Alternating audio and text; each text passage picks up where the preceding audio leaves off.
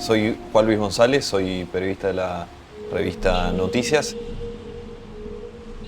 Escribí El Loco, la biografía no autorizada de Javier Milei, que salió el 30 de junio del 2023, un tiempito antes de que sea presidente Milei.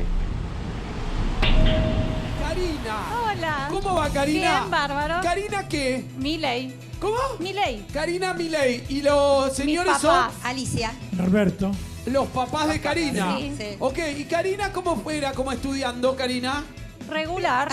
Regular, Karina. Ah, sí, no era muy buena Karina estudiando. No, ¿A qué se dedica ahora Karina? soy licenciada en Relaciones Públicas. Ah, bueno, pero Karina después siguió. Sí, no, después sí, Después sí. le puso garra, Sí, sí, Karina. sí. ¿Qué es lo mejor de Karina, dicen los padres? El carácter. El carácter. ¿Qué es lo peor de Karina? El carácter, me dice ahora. ¿Eh? No sé. qué No sé sé, yo. bueno, está bueno. Bien, escúchame. Bueno, está bien, perfecto. Preparada, Karina. Che, muy lindo Aaron. Mirá lo que es Aaron. Uy, mirá lo ¿Cuál que es la es. raza de Aaron? Pastor suizo. Oh, suizo, sí. lindo que es. Claro, esto es suizo. Mirá, es Federer, ¿eh? Impresionante. ¿Cuánto que hice, no? Ese video. Para ese momento, yo no sé, el video se viralizó bastante, pero no sé cuánto se sabe esto. Javier no hablaba con los padres, estaba peleado, él se amiga a principios del 19 con los padres, y ahí hay un poco de la dualidad, ¿no? De Karina, que siempre se llevó bien con los padres, y Javier de la otra vereda. Y también veo al padre, lo que siempre pasa cada vez que veo a Norberto Milei, y pienso en el padre de la criatura, ¿no? Que está... Hay 200.000 maneras de entender el fenómeno Milei, pero hay un momento donde arranca todo esto que yo creo es la clave del primero de Milei y también un poco del fenómeno, que es cómo se construye una persona rota, como dice Javier Milei, que arranca con Norberto Milei, un tipo extremadamente violento, que lo golpeó toda la vida que le dijo que era una basura, un inútil, que no servía para nada, que lo humilló. La madre, que era cómplice de esa violencia, una configuración bastante llamativa y singular. Uno a veces imagina que la madre va a estar protegiendo, uno ya era instigada también esa violencia, y cómo se va construyendo la soledad de Milei en el padre que lo golpeaba, en el bullying en el colegio, en la falta de amigos, en la falta de pareja, y bueno, ahí también está un poco en el video. Y después lo otro también muy impresionante que tiene todo este fenómeno, que este video no es muy viejo, y el giro narrativo de Karina Milei es realmente impresionante. A mí me sorprende un poco más el giro de ella que de él, porque él en algún punto arranca en el 2008 para trabajar para Unequian, en el 2013 para Scioli, en 2015 tiene un pequeño paso por la campaña de Massa, ya en el 17 empiezan los medios, o sea, tiene todo un roce con el Círculo Rojo, con la política, periodistas, empresarios. Ahora, Karina en ese momento iba a este tipo de programas por no llegar a fin de mes, una cosa muy sencilla, que mientras vendía tortas por Instagram, mientras hablaba con animales muertos, y hoy, muy poco tiempo después, la vemos como la persona más importante del gobierno nacional. Estamos un par de cuadras de la Casa Rosada, le tienen pánico en la Casa Rosada a Karina Milei. Saben que en el momento que estás mal con Karina Milei, que cualquier cosa puede detonar eso. Ni siquiera te digo un complot para sacar al hermano. Cualquier detalle no le cayó bien a Karina Milei, estás afuera del gobierno de la Libertad Avanza, cosa que le ha pasado a una infinidad de gente. Y ese giro narrativo es impresionante, ¿no? De vender tortas hace un par de años y no llegar a fin de mes, ir a programa de Iocasca a ver si agarraba un peso, a manejar el gobierno.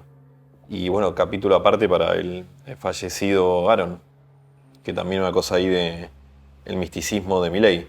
Dice Milei, Karina es Moisés y yo soy Aarón, el hermano de Moisés, el divulgador.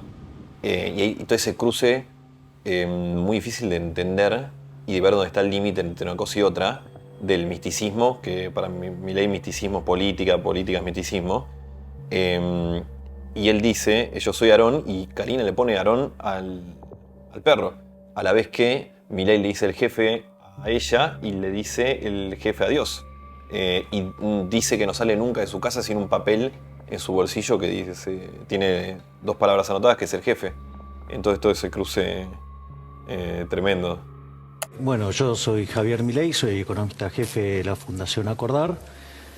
digamos, tengo un pasado como docente, como académico, tengo más de 50 artículos académicos presentados, 6 libros, más de 100 notas de divulgación en diarios. Y no seré famoso como economista, pero sí como rockstar. Sí lo nota. Diego. Qué distinto, ¿no?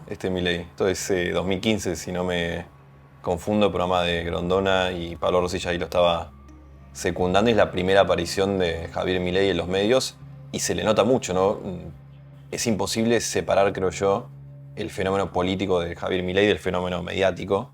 Y uno asocia o tiene recuerdo de Milei como un tipo totalmente canchero en los estudios y dominando siempre los sets.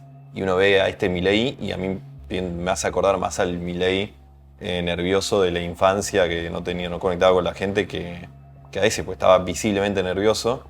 Era otro Milei. Yo me acuerdo cuando lo conocí a Milei, lo conocí con ese traje, que era el único que tenía. También hablaba un poco de la materialidad que rodeaba a Milei, que nunca le sobró demasiado el dinero. Y siempre estaba con ese mismo traje y bueno, esa siempre compleja y dificultosa relación de Milei con los que lo rodean. Esa cosa de querer hacer un chiste medio aparato, medio que no le sale, medio que tampoco se entiende, porque nadie sabía que tenía una banda de rock que se llamaba Everest. Y bueno, Giacomini, ¿no? El único gran amigo que tuvo Milei en toda su vida. Uno puede rastrear las maneras de Milei de ver el mundo, de ver la política, de ver la economía, a través del corazón de Milei, que es la soledad, ¿no? Milei es, antes que todo, una persona extremadamente sola.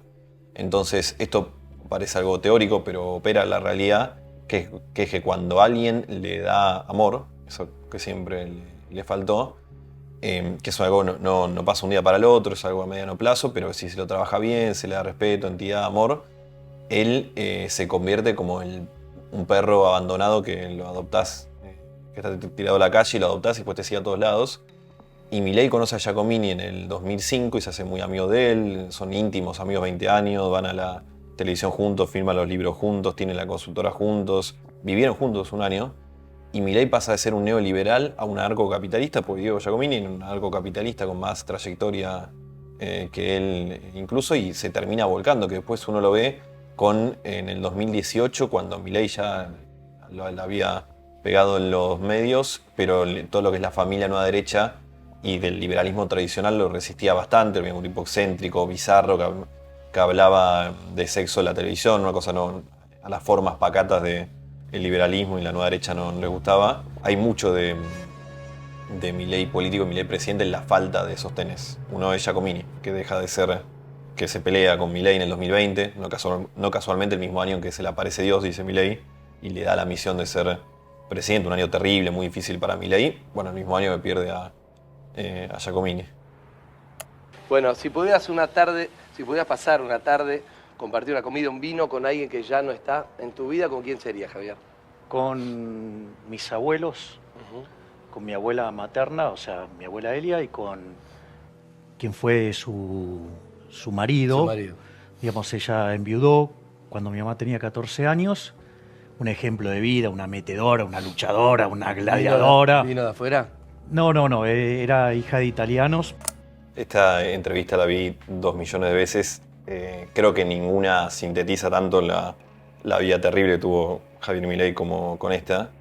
Y yo creo que es muy difícil ver esto, y también hoy es presidente y la estamos todos pasando mal y el gobierno cada día tiene una noticia peor para comunicarnos y la economía no arranca. Ahora, si ponemos en pausa un segundo eso, es muy difícil ver esta entrevista y no empatizar un segundo con este pibe que no tuvo chances y que era un chico, y bueno, lo que vamos a escuchar, una cosa muy, muy tremenda. Pero, digamos, una remadora de aquella, porque vos imaginate que mi mamá tenía 14 años y mi abuela salió a parar la olla, así que con un empuje, una garra fenomenal, un ser humano con una luz única, o sea, el ser humano carente de maldad era ella. Y después, o sea, después de muchos años, ella se casó con un hombre que además, o sea, para mí fue muy importante. O sea, porque todo el proceso mío en la universidad fue un proceso bastante complicado, donde básicamente, digamos, me la hacían muy difícil en mi casa y Estás peleado con tus viejos vos, ¿no? yo no hablo con mis progenitores. Le decís así, no le decís padres. No, porque no comparto los valores morales y éticos de ninguno de los dos. Qué fuerte eso. Te puedo Sí, preguntar claro, por... Es tremenda, ¿no? Uno, de nuevo, ese presidente es un político, pero no deja de ser un ser humano y lo ves y está totalmente quebrado.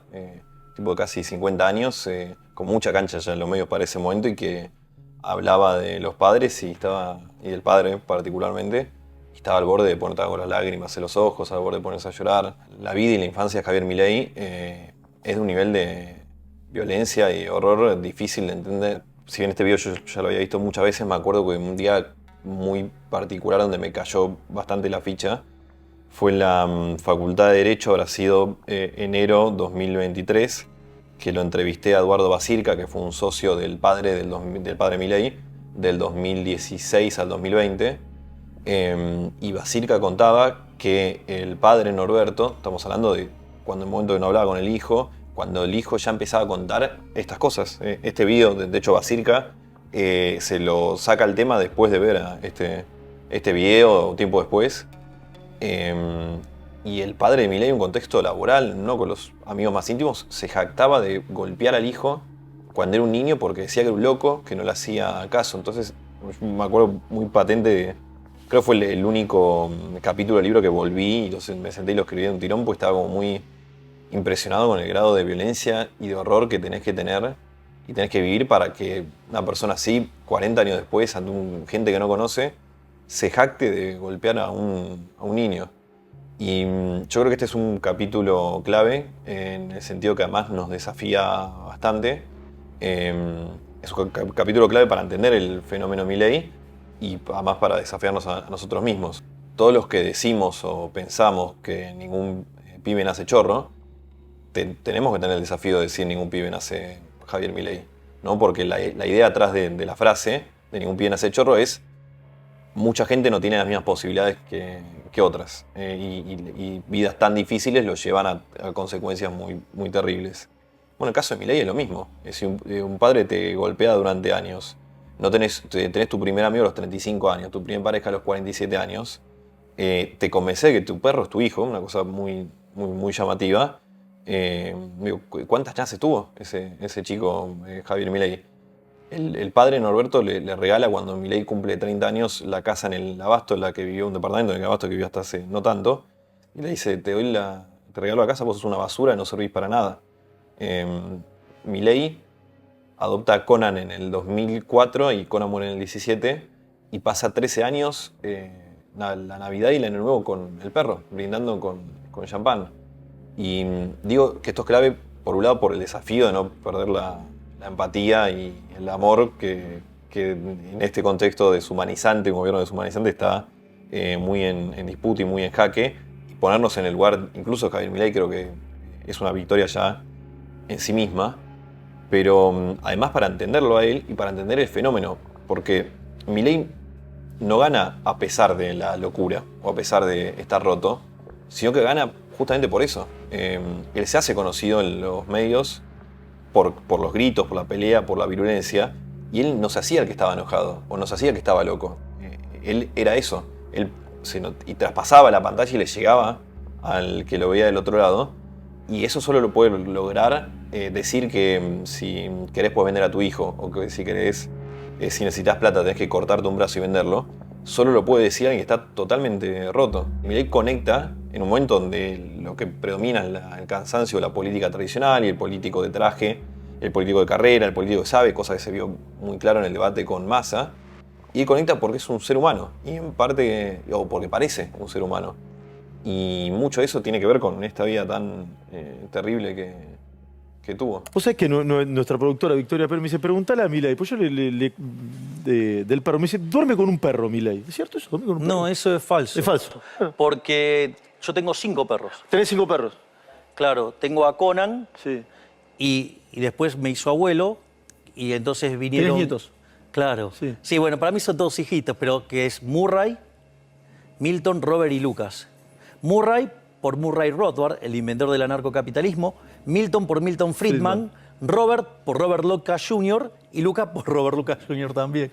O sea, ¿Querés tener hijos, Javier, o no? ¿Qué? ¿Querés tener hijos? Mirá, en realidad ya teniendo 52 años, ese tipo de proyectos, más que hijos, tendría nietos, ¿no? O sea, tío, no sé, no... Me parece que es una responsabilidad monumental traer un hijo al mundo y no sé si, digo, tengo las condiciones propias para ser un buen padre. Y cada vez que escucho ya hablar de Conan a esta altura, ¿no? Es una figura en sí misma. Yo a Milei lo entrevisté unas 5 o 6 veces, sobre todo en su etapa de economista, pues ya después la relación, desde que él da el salto a la política en el 21, a que se termina la relación en mayo del 22, cuando sacamos los plagios de Milei en la revista. Dura poco, ¿no? En su etapa como político, pero antes sí lo había entrevistado varias veces, y varias veces lo había escuchado hablar de Conan. Y es muy fuerte, y creo que a mucha gente que lo ha conocido a él, que todo el tiempo habla de Conan, le ha pasado lo mismo. Muy fuerte darte cuenta del nivel de rotura que tenés que tener para estar durante años construyendo una realidad que no existe, y para incluso andar construyendo en los medios. O sea, hay decenas de entrevistas donde él habla del perro como si estuviera vivo. Y lo más preocupante ahí, una pregunta que al día de hoy, a unos días me saca el sueño, es hasta dónde Milei distingue la realidad de lo que pasa en su cabeza. Hasta dónde un país tan inestable como este puede bancar un líder tan inestable como Milei. Alguien que se convenció primero que el perro era el hijo y que después no aceptó la muerte del perro. Parte de la presidencia de Milei arranca en el duelo no resuelto de Milei con Conan. Un camino, ¿no?, que arranca con él, con la medium, con el brujo, y que finalmente termina con Conan, me conecta con Dios y Dios me dijo que me tengo que meter en política. Hay, bueno, mucho de esto que además, de nuevo, va a uno de los corazones de este fenómeno, que es un fenómeno político, pero es religioso y es místico, y es esotérico y sobrenatural. No se puede separar una esfera de otra, y se ve mucho en la praxis de este gobierno y de este presidente, esta idea mesiánica de yo vengo a refundar la Argentina. Yo soy un revolucionario anarcocapitalista que al Congreso, si en la que se me pase de vivo con el Congreso lo cierro, que hablo con el Congreso de espaldas, que hoy arranca una nueva Argentina, que todos los que no están conmigo son el enemigo, y en decisiones que toman base a cosas sobrenaturales, que quieren mudar la embajada de Jerusalén, de Tel Aviv a Jerusalén, porque el rey David se lo dijo en un sueño, que en el 21, después de triunfar como diputado, todo su equipo le decía que tenía que ir candidato a la ciudad, y dijo no, porque Dios le había dicho que tenía que ser presidente en el 23. Bueno, Conan es una gran manera de conocer a Conan y sus 5 hijitos, sus 4 hijitos. Creo yo es la mejor manera de conocer a Javier Milei. Vos ves de Conan para atrás, o sea, hasta que muere Conan para atrás, y ves toda esa vida de soledad, ¿no? Alguien que se convence que el perro era el hijo y que lo trata como tal. Entonces ya ahí, en ese solo hecho, adivinás lo solo que tiene que estar para que llegues a ese punto. Y de Conan para adelante ves el fenómeno político. Ves lo esotérico, lo sobrenatural, la aparición de Dios, la paranoia constante que rodea a este gobierno, la falta a veces de contacto con la realidad que tiene. Y no es casual, creo yo, que Milei haya desembocado en el anarcocapitalismo y no en otra ideología política. Para Milei, alguien que nunca tuvo amor, alguien que solo conoció la soledad, es toda una suma de unos y ceros. Si querés cortarte un brazo, córtatelo, eso es lo que hay que hacer, el mercado todo lo ordena. La vida misma, no es la economía el mercado para él. La ley de oferta-demanda aplica a la vida misma. Es todo un intercambio entre lo que yo te puedo vender y lo que vos me podés comprar. Hay mucha mitología con los perros, pero los perros están en la Quinta de Olivos y no son 5, como dice Milei, sino que son 4. Murió otro clon. Muere Conan en el 17, le llegan 6 clones. Milei está ahorrando durante años para que lleguen los clones, una empresa de nombre Perpetuate, $50.000 más impuestos. Uno muere al año, él los tiene durante un año a los 6 y viviendo en su departamento en el Abasto. Él hace tirar todas las paredes que tenía el departamento en el Abasto, solo queda el baño, como cuarto cerrado, después en un gran loft, donde tenía los perros encadenados con cadenas con pranelici, con unas cadenas con gancho de carpa y con una distancia medida entre sí, porque los perros ya rápidamente se empiezan a llevar mal. Imagínense un mastín inglés que pesa 100 kilos y llega a medio metro de parado, 6 de ellos encerrados en un departamento. En el vecindario tiene grandes problemas por nivel de suciedad que había, por los perros estaban encerrados todo el día. Tiene grandes problemas con su entonces primera pareja, Daniela, que estaba cansada de la suciedad de los perros, de la agresividad de los perros. Tiene problemas él, que en un momento uno de los perros lo ataca y casi le saca el brazo, termina hospitalizado Milei. Y finalmente uno de los perros muere. Son 4 nomás. Y sé que Milei no los muestra ni sube fotos, hay mucha mitología ahí, porque en un rasgo muy central de Milei, de su cabeza y de este gobierno, es la paranoia y la desconfianza hacia todos los que rodean y los rodean. Y él teme que les pueda llegar a pasar algo a los perros si los expone demasiado. De nuevo, para Milei, los perros son los hijos. Entonces, tanto en la muerte de Conan hay que tomarlo en la dimensión del duelo de un padre con un hijo, un padre muy solitario. Y la decisión de no mostrar a los clones es la decisión de no mostrar a exponer a los hijos, que él teme por su seguridad. Es alguien que anda adentro de la Casa Rosada con chaleco antibalas, de ahí la campera. Hay mucha también mitología sobre la papada, sobre el Photoshop, que eso clarísimamente está ahí, es muy notorio. Pero además hay un tema de seguridad y la campera oculta el chaleco antibalas.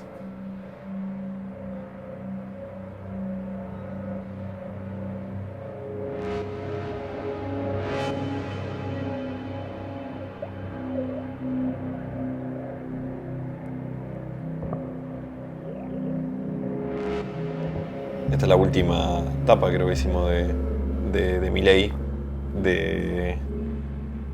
mucho de cómo gobierna Milei, ¿no? Gobierna acelerando. Había un gran debate sobre Milei es el Milei de la campaña, es el Milei real, o Milei le va a aplicar el teorema de Baglini que le aplica a todos. Bueno, Milei es distinto por varias razones. Una es esa. Es un anarcocapitalista que se cree elegido por Dios. Lo que te da la conclusión de que solo va a gobernar a los masazos. Él acelera en todas las curvas. Es muy impresionante. O sea, él se tira arriba de granadas y genera peleas que no tienen sentido. Está la del Ari Espósito como caso más rimbombante, en donde ahí sí hay una idea de desviar la atención en la semana que salía el índice de inflación. Pero después tenés peleas que no tienen sentido ninguno. Por ejemplo, la casa de aliados propios o gente que le iba a votar la ley Ómnibus y el tipo se recontraceba, está todo el día tuiteando y los traidores y termina cayéndose la ley, en parte porque Milei solamente gobierna acelerando y peleándose. Creo que no es un rasgo menor. Milei puede cambiar muchas cosas, pero no creo que cambie de su manera violenta de relacionarse con todo, con la vida misma, con lo que lo rodea.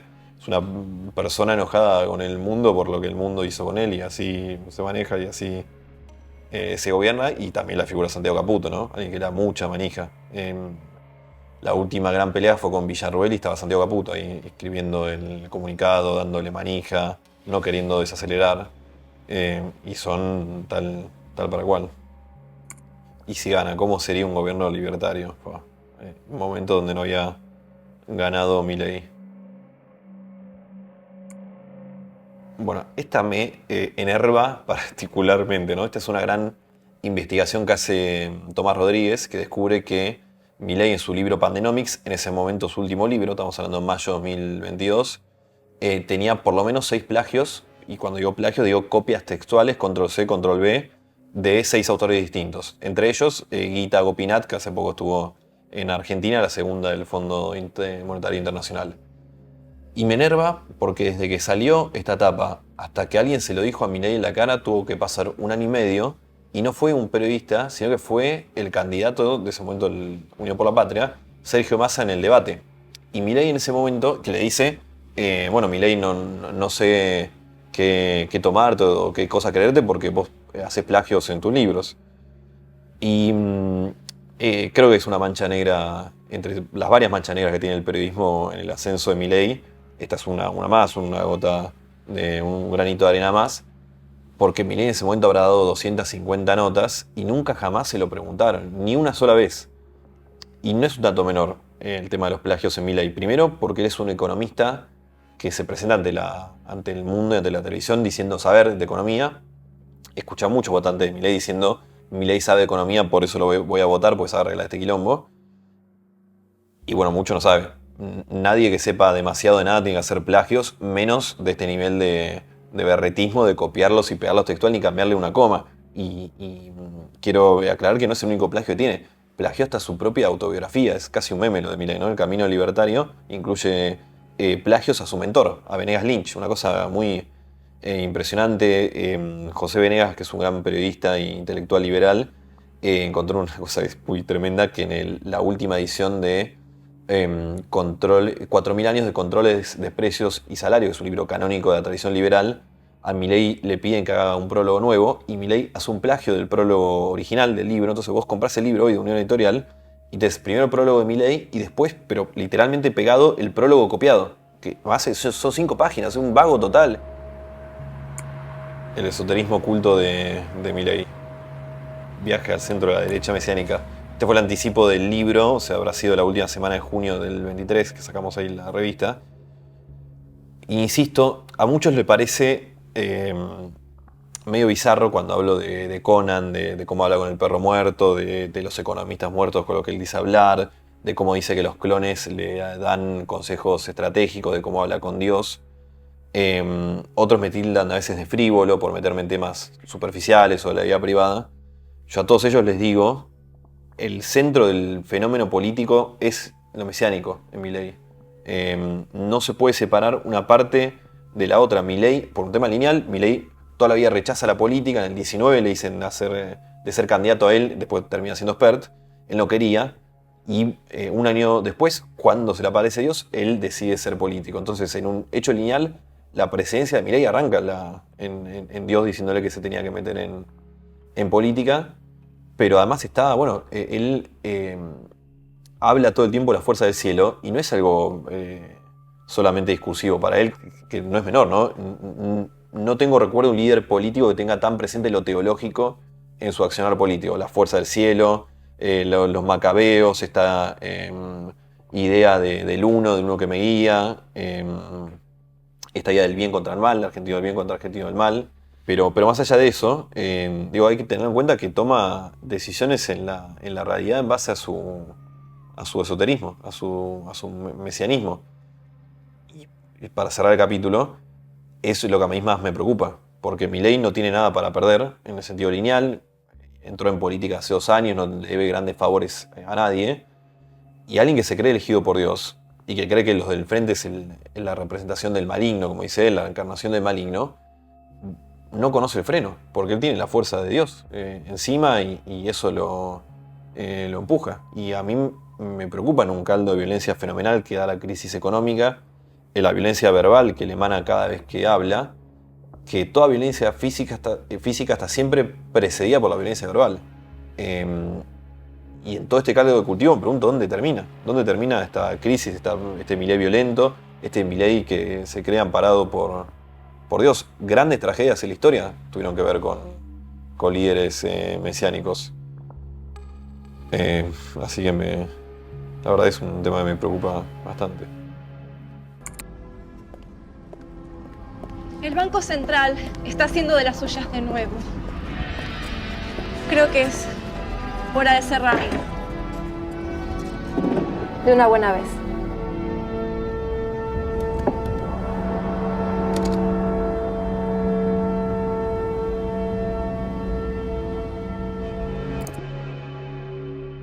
Esta cara que tira es la naranja mecánica, es la misma cara, el mismo enfoque. ¡Destrucción! ¡Destrucción! ¡Destrucción! ¡Destrucción! ¡Destrucción! ¡Destrucción! ¡Destrucción! ¡Destrucción! ¡Destrucción! Acá hay un hecho que capaz que pasa desapercibido, pero Karina Milei, como Milei dice en público y en privado aún más, que ella es Moisés, esto es Pandenomics, es la adaptación de su libro plagiado en formato de mini documental, ¿no? Un documental que habla de la pandemia, de las consecuencias económicas, que es su antesala inmediata a presentarse como candidato, esto es diciembre de 2020. Es un documental como muy protocolar de la visión de ellos de lo que fue la pandemia, y de repente, a cuento de nada, aparece Karina Milei con 2 alas de ángel, que no se explica en el guión, no tiene ningún tipo de sentido, ella tampoco lo introduce, nadie parece llamar la atención que haya alguien vestido con 2 alas de ángel, que bueno, es todo muy impresionante. Hay que pensar que Milei siempre tiene intermediarios con Dios, dice él, ¿no? Es Karina, que se entrenó con Celia Melamed para hablar con los animales muertos, entonces se comunica con Conan con Dios, y así le llega el mensaje a Milei. Milei dice, Karina es Moisés, yo soy Aarón el divulgador. En privado es aún mucho más crudo. Dice, ella es el oráculo, ella es la elegida, yo soy simplemente un instrumento. Todo el poder que tiene Karina Milei parte de esto, del monopolio emocional que tiene de Javier. Es una persona sola y siempre muy falta de cariño y de afecto. Karina siempre estuvo ahí. La única persona que estuvo ahí a lo largo de sus 52 años de vida, y que termina con alas de ángel. Mucha tela para cortar acá. Ahí hay presentación en público de algunas personas importantes en el primer armado de Milei. Una es Lilia Lemoine, que ahí llegaba trayéndole la maqueta del Banco Central, que fue durante un tiempo la pareja de Milei, eso lo cuento porque ya lo ha contado, que ya pone en jaque. Yo cuando escribí el libro le dediqué mucho, hay toda una parte del libro que es la inestabilidad de Milei, esta cosa mística, esotérica, etc. La otra mitad es desarmar esta idea de la Libertad Avanza como un partido que se presenta como lo nuevo, como lo liberal y como lo anticasta, y no es ninguna de ellas. No es nuevo, está muy lejos de ser liberal, está muy lejos está lleno de casta por todos lados, que ahora ya parece como medio anticuado, ¿no? Hizo una alianza con Macri, lo tiene a Scioli en el gobierno, lo tiene a Guillermo Francos en el gobierno, a Patricia Bullrich, que tiene más años de política que la propia democracia argentina, pero en este momento estaba como muy en boga. Y digo esto porque Lemoine es diputada de la Nación, y es diputada de la Nación después de ser la pareja de Milei. Hay cierto, diría el propio Milei, esto es un comportamiento de casta, meter a tu pareja en la lista de diputados. ¿Está hablando Milei? A ver, ¿hablando o gritando? ¿Cómo está? ¿Está hablando? A ver, ¿qué dice? De estos resultados, este es solo el primer paso en busca de la reconstrucción nacional. El paso para volver a una Argentina potencia. Esto es de Luna Park, noviembre de 2021. Milei, contra todo pronóstico, saca 13%. En ese momento, yo los empiezo a seguir. En aquel momento, en febrero de 2021, hace un tiempo antes, nadie pensaba que pasaba el 5% de votos. Nadie, salvo Javier y Karina, estaban convencidos que Dios le dijo que en el 23 iban a ser presidentes. Nadie pensaba que pasaba el 5 o el 7% de los votos. Saca 13 las PASO y 17 después en noviembre. Esto era las PASO en agosto, perdón. Y ahí arranca el camino. Es interesante también para ver cómo se transformó la Libertad Avanza. Porque en este primerísimo momento, si bien uno puede tener miles de diferencias políticas, ideológicas, tenía bastante más que ver lo que eran con lo que decían ser. Había muchos influencers que nunca habían hecho política.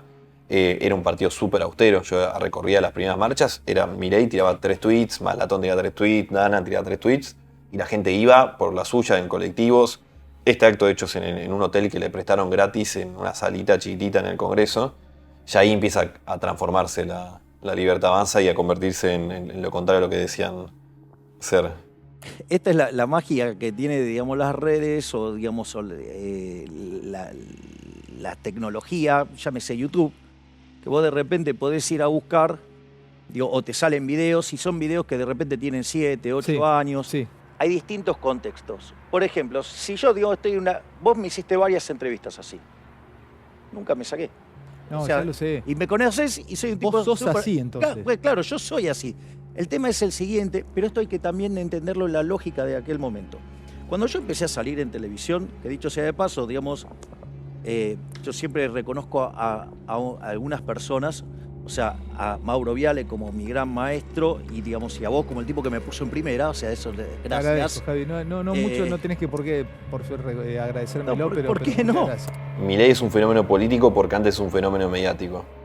Es un fenómeno mediático porque él tiene gran pasta como comunicador, que se cruza con un momento justo de un auge de las redes sociales. Él es el primer político nacido 100% producto de las redes. El camino de conocimiento de Milei era con Fantino, en Intratables, pero más que nada el corte de esa pelea de 1 minuto que giraba las redes y él tiene formato de red, formato de troll, incluso en algunos momentos, ya ahora como presidente, pero llega ahí porque Eduardo Eurnequian, uno de los hombres más poderosos del país, cuyo gran parte de su staff hoy está en el gobierno de Milei, lo empuja a los medios de América, el 17% de América de las acciones son de él, lo empuja en el contexto de una guerra con el macrismo, que le quería, tuvo una enemistad toda la vida, Eurnequian con Mauricio Macri, y Macri le quería sacar la concesión de Aeropuertos 1000. La mayoría de aeropuertos del país pertenecen a Eurnequian, y en ese contexto Eurnequian lo empuja a Milei en medios amigos. Cuando decimos que la Libertad Avanza no tenía nada de anticasta, bueno, hay algo de esto, ¿no? De que Milei surge porque un empresario, diría Milei, un empresario que trabajó muchísimo con el Estado y con la obra pública, y con la plata del Estado, lo empuja medio que él pertenecía. Ahora, parte del éxito de Milei, yo tiendo a pensar que los medios de comunicación reflejan lo que la sociedad es. Hay un debate histórico largo de hasta dónde crean sentido, hasta dónde la sociedad va a consumir lo que ellos buscan. Dicho eso, hay mucho del fenómeno de Milei, la lógica del clickbait, la lógica del rating, la lógica de nunca hacer una repregunta, jamás está prohibido hacerle una... Los periodistas que entrevistan a Milei hoy tienen prohibido hacer una pregunta crítica, lo saben que en el momento que hacen una pregunta crítica, Milei los deja de hablar. Silvia Mercado, que trabaja en La Nación Más, un día a todos los periodistas que le han preguntado por el libro, Milei se ha peleado con ellos. No los quiero exponer, pero está ahí el archivo. A un conductor de TN, Silvia Mercado un día le quiso preguntar del libro a Milei, ese libro que cuenta que Conan está muerto. En ese sentido él lo afecta, ¿no? Mucho, creo. Nosotros también, pero ese seguro. Que cuenta que toda la vida lo persiguió la palabra loco. Y Mercado le quiere preguntar, no le dejan preguntar, y al día siguiente, no le dejan preguntar literalmente, la empiezan a correr como de la entrevista, y Milei hace como que no escuchó y sigue. Y al día siguiente ella dice, en su programa de radio, lo dice al aire, lo que pasa con Milei no lo viví nunca en mi vida. Los productores, antes de que llegue Milei, te dicen no le hagas preguntas complicadas o que a él no le gusten, porque se pone nervioso, se va a otro canal, y acá está la clave de todo esto, y se lleva el rating con él. Textual de lo que contó Silvia Mercado, y que explica mucho el fenómeno, ¿no? Entre el rating y el periodismo nos quedamos con el rating. Sigo con las preguntas, pero quiero avanzar. Tenemos ahora voy. Tengo 250 videos. Un segundo. A ver, el Papa Francisco hablando sobre las nuevas derechas. Es de hace un tiempo. Ya te cambia la cara, es tremendo. Como... A ver, dale. Síndrome 1933, que narra un poquito el internismo tremendo que había en Alemania después del final del gobierno Weimar, y cómo no encontraban quien llevara adelante las cosas. Y fue von Papen, el responsable de esto, que presentó un político nuevo, que hablaba lindo, que sedujo a la gente, se llamaba Adolfo. Y todo el mundo, bueno, probemos con este, que nadie lo conoce, no conocemos sus raíces, no conocemos sus convicciones, y todos votaron a Adolfito. Y así terminamos. Yo le tengo miedo a los salvadores sin historia. ¿Lo dice por Argentina? Por todo el mundo. Cuando se viene un salvador sin historia, sospecha. No fue hace tanto esto, ¿no? Milei decía que era el maligno, el Papa. También es una ventana interesante a la cabeza de Milei. Cuando Dios se le aparece, le dice que la misión, o sea, le da la misión, y la misión es luchar contra el maligno. El maligno, la cabeza de Milei, el maligno es el mal, es el diablo, literalmente el diablo. El maligno se expresa en la realidad a través de varias maneras. El socialismo es una, el Estado es otra, o a través de distintas personas. Para Milei en un momento el Papa era el maligno, así lo decía. Y este corte es bastante conocido, ¿no? Cuando lo llama el maligno, pero hay que entenderlo, la dimensión de era su enemigo en su lucha divina. Por eso tanto esas caras que ponía y la efervescencia con la que lo criticaba. Dicho eso, también es una manera, una ventana a la cabeza de Milei de cómo el Papa, que pone la otra mejilla, que lo llama, que lo invita, que lo recibe bien, cuando todo estaba y apuntaba a que hubiera hecho lo contrario, ¿no? Después de tanto insulto de Milei y tantas descalificaciones. El Papa lo recibe un poco como un cura, como un pastor, con esa cosa paternalista que tiene el cura y el pastor. Y creo que ahí le tocó una fibra sensible, ¿no? A Milei solamente 2 veces lo vi retroceder en sus peleas personales con alguien. Una vez con Macri, con Burrich, después de la derrota en la segunda vuelta, que él estaba muy groggy, había una necesidad política. Y otras con el Papa. Y yo creo que no es casual. En ese sentido de cómo le toca esa fibra íntima de ponerle el hombro a alguien con tanta necesidad de cariño y de afecto. Dicho eso, sé que el Papa está muy preocupado por la situación de Argentina. El pensamiento del Papa es ese, es el de Adolfo. Después tiene una relación de jefe de Estado con jefe de Estado, pero eso es lo que piensa. Arena, acá tenemos a nuestro genio de Santiago Oría, acá lo tenemos a Tomás, no sé, a ese señor no sé si lo voy a poner. Ya, acá está el señor de la pala, a ver, miren, allá... Hablando de Uneckian, hay varios hombres de Uneckian, uno lo conocen todos, es el jefe de gabinete Nicolás Pose. Si lo que pasó lo que hizo Pose en la campaña y lo que pasó con Uneckian y con Milei en la campaña lo hubiera hecho otro político, al día de hoy sería un escándalo nacional. Porque Pose, en la línea sucesoria de Aeropuerto 2000, o la línea de organigrama, estaba en el 4º lugar, era gerente de toda la región sur de Aeropuerto 2000. Y en el 21 y en el 23, las 2 campañas, fue el recaudador de La Plata, mientras a la vez era gerente de Aeropuerto 2000.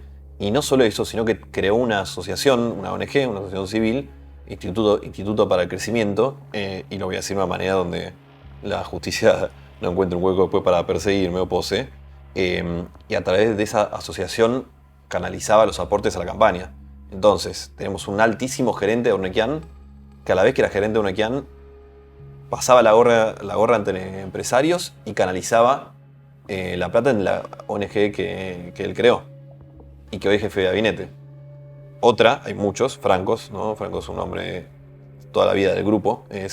Franco tiene más lealtad con el grupo, como lo llama él, el Grupo América, la Corporación América, que con la Argentina misma. Tanto así que en el gobierno de Scioli lo termina echando porque respondía más a Uneckian que al gobernador. Otra es Gladys Omenuk, ahora Milei la va a presentar como una de sus mejores amigas, una directora también importante de Aeropuerto 2000, que fue segunda candidata a senadora bonaerense en la campaña, no entró. Y bueno, ahora la vamos a ver. Allá atrás está una de mis mejores amigas. Ella y Sandra Petovelo son mis mejores amigas. Saluda a Gladys, que te conozcan. Bueno, esta es la mesa en la que trabajo todos los días. O sea, no suelo trabajar en el escritorio, suelo trabajar en esta mesa. Así que bueno, ahora estamos para comenzar. ¡Uy, aquí está el niño Iñaki! Y Eugenia. La soledad de Milei es un hecho biográfico de Milei, pero desde el 10 de diciembre es un hecho político y público. Porque esta falta de amor que tuvo Milei en toda su vida, esta dificultad de conectar con otras personas y tener amigos básicamente, hace que todo el tiempo esté el fantasma de la paranoia y que ninguna relación a Milei le dure mucho. Y no solo eso, sino que cuando se aleja de las personas, a los que fueron incluso sus mejores amigos, los descarta, los trata de basura, los trata de traidores, o simplemente los caga, cosa que es muy usual en La Libertad Avanza. Si uno ve, de La Libertad Avanza 2021, de la fundación del grupo original, no quedó nadie.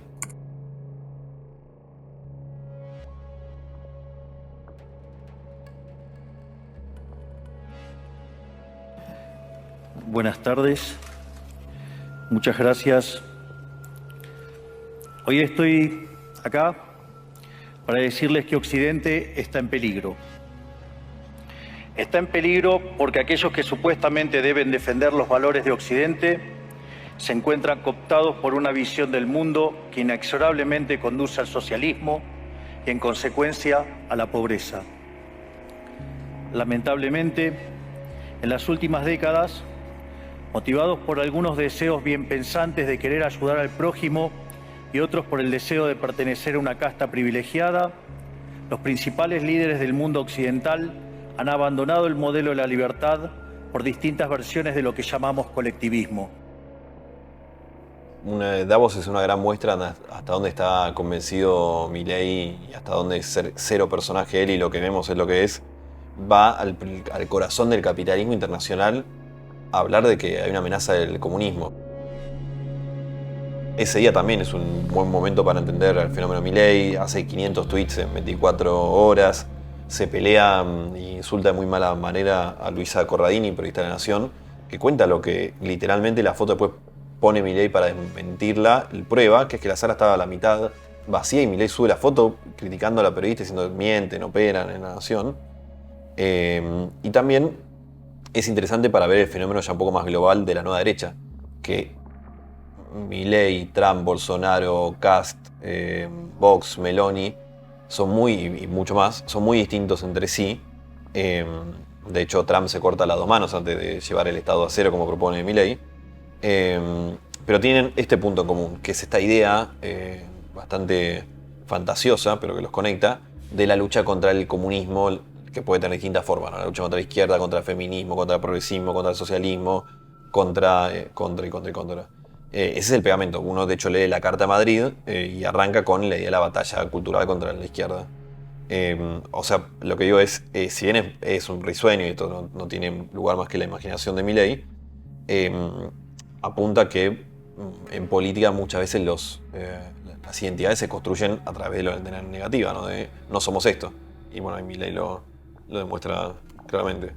Entonces, me acuerdo que dentro del poquito interés que se ocupaba de dar el profesor en los temas de... Hay algo de Milei en el Copelo, ¿no?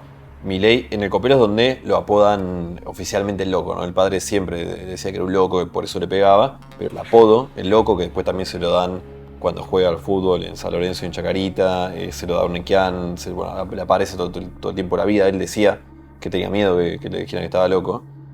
Acá es en el Copelo y nace ahí. Y Milei no vuelve nunca al Copelo. Nunca. El Copelo es parecido a Newman en un sentido. Esos colegios tienen un etos muy de gueto, de colegio, de que van los hijos, van los hermanos, te recibiste pero vas al torneo de exalumnos. Y Milei nunca vuelve, jamás. Desde que se recibe, nada. Literalmente no lo pisa nunca más. Y no es casual que lo pise ya como presidente. Hay mucho del fenómeno Milei y mucho del fenómeno de la nueva derecha en esta cosa de la revancha, del revanchismo. De yo bulineado respondo con violencia. Me manejo ahora me toca a mí hacer bullying. Bueno, lo vamos a ver.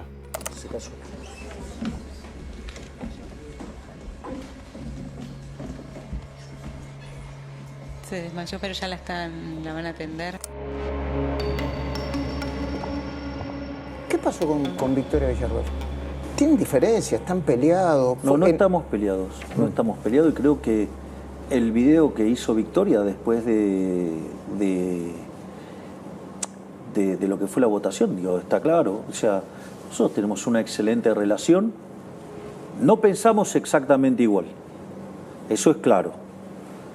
Pero pero nuestras diferencias son imperceptibles para el resto de la gente, por decirlo de alguna manera. Villarruel toca todos los fantasmas del loco, ¿no? Tipo con paranoia, que desconfía a los que lo rodean. Y que en el caso de Villarruel no puede avanzar porque la Constitución lo impide. Porque ella es vicepresidenta y a ella, a diferencia de todo el resto de lo que ha echado, no puede avanzar. Entonces, eso por un lado. Después, a nivel ideológico, y mucha gente que rodea a Villarruel cuenta que Villarruel lo ha dicho más de una vez, tienen poco que ver Villarruel y Milei. De hecho, Villarruel se hace conocida por el CELTIM, ¿no? Esta agrupación donde dice defender a víctimas del terrorismo o víctimas de organizaciones armadas, cuya principal búsqueda es una reparación del Estado a estas víctimas. Ya, o sea, por definición, Villarruel le otorga un carácter muy central al Estado. De hecho, y pone a la lucha de Fuerzas Armadas, dice ella, en una guerra, pero las Fuerzas Armadas es parte del Estado. Las conservadoras, como Villarruel, no tienen nada que hacer al lado de alguien que te dice que quiere sacar de financiar a la educación, separar iglesia y Estado, y bueno, todo lo que tiene que ver con un anarcocapitalista. Ahí está el corazón de quién es Villarruel. A ver, o sea, por un lado, Milei y Twitter es el corazón del fenómeno político, ¿no? Por algo es el político argentino con más seguidores en Instagram y en TikTok. Por algo ganó en provincias de las que nunca pisó en las elecciones. Y ya no digo solo Milei. Por ejemplo, te nombro algunos. Mariano Pérez de Breakpoint, el Peluca, Milei, Tomás, y bueno, varios más. Influencers de él que hacen video contenido de Milei. El Peluca, por ejemplo, que es un pibe que tiene 21 años. Cada video que hace en TikTok tiene 8 millones de visitas de base en la campaña, tenía esto. La mitad eran en Argentina. O sea, 4 millones, casi el 10% de Argentina, había cada video. Ya no te digo de Milei, sino te digo un chico de 20 años que seguía a Milei. Es difícil separar el fenómeno Milei del fenómeno redes. Y después está el propio Milei, que Twitter es su descarga total. Se conecta además con Milei, que es una persona que tiene insomnio, que duerme poco, tiene un tema con la espalda bastante complicado y que suele tuitear, así lo vemos, a altas horas de la noche. Él lo ve como una manera central, como algo central en su presidencia, en otra cosa, comunicarse directamente con la gente, lo llama él. Hay algo de su desconfianza innata a los periodistas, que no es solo de él, muchos líderes populistas lo tienen y el Twitter le permite esquivar al periodismo. Y bueno, alimenta ese costado más salvaje de él, ¿no? Twitter, post Elon Musk sobre todo, se ha convertido en una plataforma de violencia fenomenal y él contribuye mucho. Hay una decisión política ahí. Santiago Caputo maneja un equipo de tuiteros, influencers que tienen sede en la Casa Rosada, en el Salón de las Mujeres, a los cuales pagamos todos con nuestros impuestos. El director de ese espacio es Juan Pablo Carreira, alias John Doe, que trabaja muy a la par con Agustín Romo, el único fundador de Libertad Avanza que sobrevivió, además de Villarruel, pero que bueno, mantiene un segundo plano y un alineamiento vertical total, que hoy es legislador bonaerense, Agustín. Y entre ellos dos comandan este equipo, que hay unos cuantos ahí, que si hay algo fascista en la Libertad Avanza, es este manejo de estos muchachos que están a la cabeza Santiago Caputo. Porque no piensen en Hitler o Mussolini, ¿no? Sino en el ethos del fascismo, que es agarrar a alguien que piensa distinto y acusarlo de todos los males habidos y por haber. Puede ser una minoría, puede ser alguien que piensa políticamente distinto. Y en el caso de estos muchachos lo que buscan es el quiebre psicológico de las personas o incluso una intimidación física o violenta. Le ha pasado a muchas colegas, no solo colegas, periodistas y de distintos ámbitos, que incluso le han publicado direcciones personales y hay una idea de amedrentar a través de Twitter para callar voces disidentes que estaba antes, en la Libertad Avanza ya estaba el año pasado, pero ahora adquiere otro carácter al ser una cosa hecha desde el Estado y con fondos del Estado. Esto, más allá de que es muy preocupante por sí, es lo que alimenta muchísimo, creo yo, una escalada de violencia fenomenal, a la cual el presidente le da mucha manija. Las cuentas que suele retuitear el presidente, el trampista, US de Termo, Traductor Te Ama, bueno, y algunos más, son esta gente a la que Milei todo el tiempo la retuitea desde la cuenta oficial del presidente del Estado, que tienen acciones y maneras de proceder muy violentas. Parte del fenómeno tiene un corazón ahí en Twitter. President! Nice to meet you. It's a very big pleasure to know you. It's an honor for me. Thank you. Thank you for the work for me. Oh, no. I'm very happy. You are very generous to me. Thank you very much. It's a very big pleasure. You are doing a great job. Thank you. MAGA, make Argentina great again. Come on, let's have some pictures. Qué cholulo que es nuestro presidente, cómo le gusta la foto. No es casual que aparezcan fenómenos de nueva derecha en todos lados. Claramente hay algo que está cambiando en el mundo y el mundo occidental para que en países tan distintos como Estados Unidos, Argentina, Brasil, Chile, España, Italia, ahora en Holanda, Portugal, en Alemania están creciendo, en España están creciendo, aparezcan fenómenos que, si bien son muy distintos entre sí, comparten esta idea de la lucha contra la izquierda, ¿no? Como una cosa general, de que la izquierda tiene la culpa de que estamos como estamos y que tienen que venir procesos más autoritarios o de otro signo o más desreguladores, como es el caso de Milei, para que la sociedad vuelva a estar normal. Yo creo que hay muchas maneras de explicar y entender el fenómeno de la nueva derecha. Una cosa muy llana es está el mundo cada vez peor. El capitalismo está cada vez peor, la torta es cada vez menos para repartir. Y eso que todos lo sabemos y que el Papa Francisco, a quien ya vimos, se esperanzaba con la idea de nadie se salva solo, como decía la pandemia, a contramano de eso generó el sálvese quien pueda. Hay muchísimo del fenómeno de la nueva derecha y mucho el fenómeno de Milei en esta idea de el yo, el individuo y el individualismo es todo lo que importa. Que es algo que tiene 2000 maneras de entrarle y entenderlo, que tiene mucho la pandemia, muchísimo que ver con la pandemia, gente sola y encerrada, y muchas veces cómo genera un fenómeno psicológico complicado. Eso nos pasó a todos. No es casualidad que Milei haya triunfado en Argentina después de la pandemia, o sea, cronológicamente después. Para esta gran auge del individualismo tiene una retórica perfecta, que es el Estado te jode, el Estado de lo comunitario te jode, no te ayuda, te caga, vos te podés salvar por vos mismo, si pedaleás más rápido, nadie más te va a ayudar. Y hay mucho de eso en lo que está cambiando el mundo, bueno, un montón de cosas, ¿no? Pero yo creo que es imposible explicar. Diría más que la nueva derecha viene a consecuencia de esto que cambia de fondo, y no por eso.